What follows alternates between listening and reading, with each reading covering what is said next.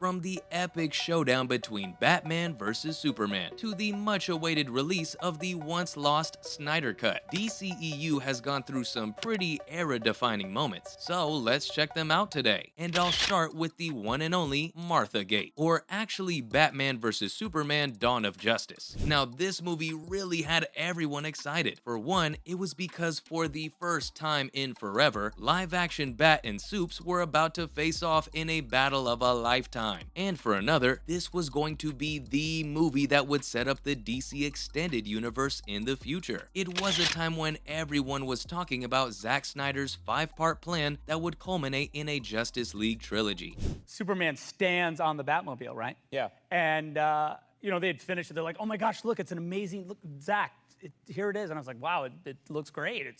Looks like a real car. And they're like, yeah. And I'm like, it'll be cool when Superman stands on it. And they're like, no one can stand on it.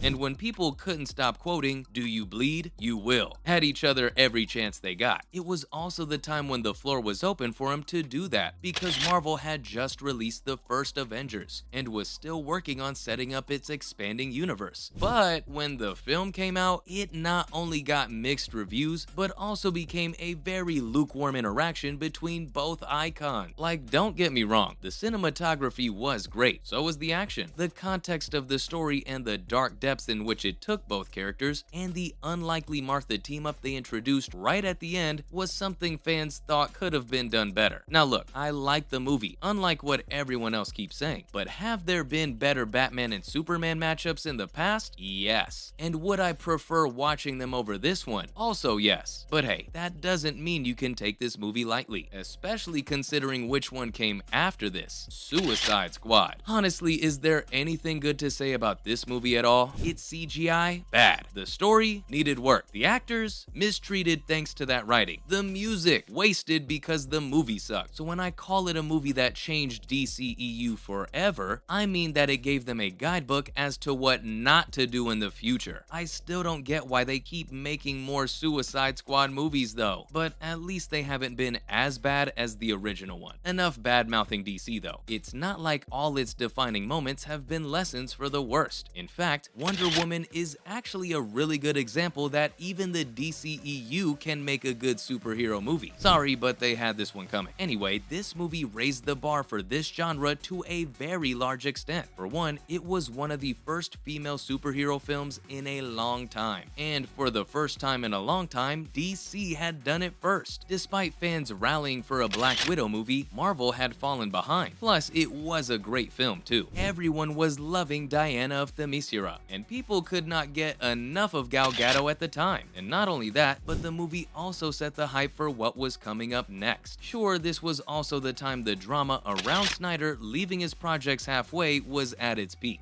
This idea that like this warrior for love will set the world right, and not through what we would consider the normal sort of like aggressive male, like, I'm gonna fight for it.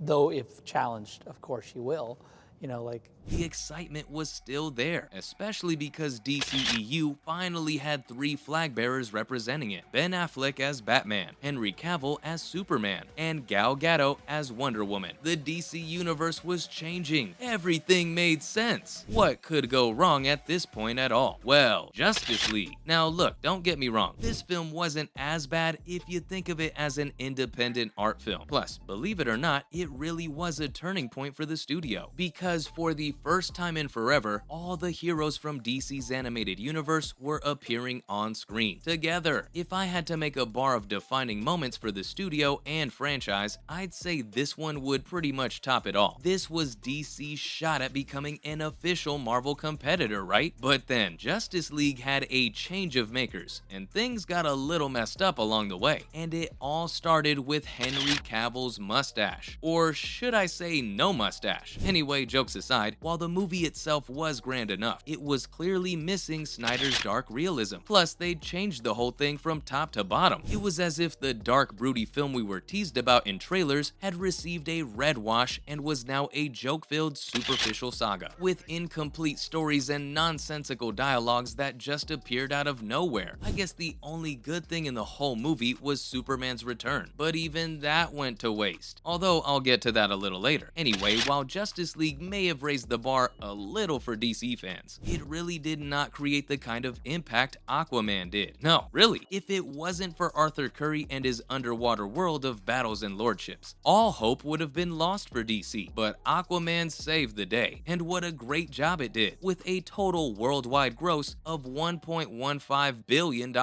It became one of the biggest movies by the studio, proving that a tried and tested superhero formula paired with Jason Momoa's charm never failed. Plus, this was 2018. Spider-Man Into the Spider-Verse had just been released right before this film, so you can't say the competition wasn't tough. So the fact that Aquaman managed to stay afloat on its own was not without its miracles. But hey, the DCEU has had its fair share of those time and again. It's just too bad they could never sustain it. Take Black Adam, for example. Now, the film itself was uninspiring at best, but it did bring us a miracle almost all of us had thought was never going to happen. It brought back Superman, who was all geared up to team up with some of DC's most powerful in the future. But as luck, or Warner Brothers would have it, Henry Cavill was kicked out of the universe as soon as he got back in, turning the era-defining, studio-changing post-credit scene into mere memorabilia. And I don't know about you, but I feel like the same will happen to The Flash as well, which once was DC's biggest team-up between Batman, The Flash, and Superman. Even today, now that we know what Safran and Gunn have planned for the DCEU, it's a big film, majorly because it's going to be a culmination of all things epic that once defined the exciting phase of the studio's live-action universe, even if Ezra Miller kind of has put a damper on everything. But hey, if the movie is as epic as the trailer shows, I bet you it's going to change the future of DCEU forever, especially because the new execs will have a new bar to achieve this time. Although if it doesn't, we'll always have Zack Snyder's Justice League to go back to, which was the penultimate film that defined the rise and fall of DC all these years. No, really, think about it. Ever since Batman vs Superman, everyone was excited about the one major team-up between the studio's biggest heroes. Then it happened, and everyone hated it, so they all started petitioning for the Snyder Cut. So the DCEU that was once defined by the dark and gritty storytelling from Zack was now known for having fans who just won't let go until the original film was released. And when it did, well, everything changed. Never had a studio this big released an original film after such pushing and pleading from fans. And that's why, even today when a movie comes out disappointing, you'll find fans referencing to the Snyder Cut to give each other hope, even though it was truly a once-in-a-lifetime moment. And so that's why this film and all the other movies I mentioned changed DCEU forever. Thanks for watching, and I'll see you next time.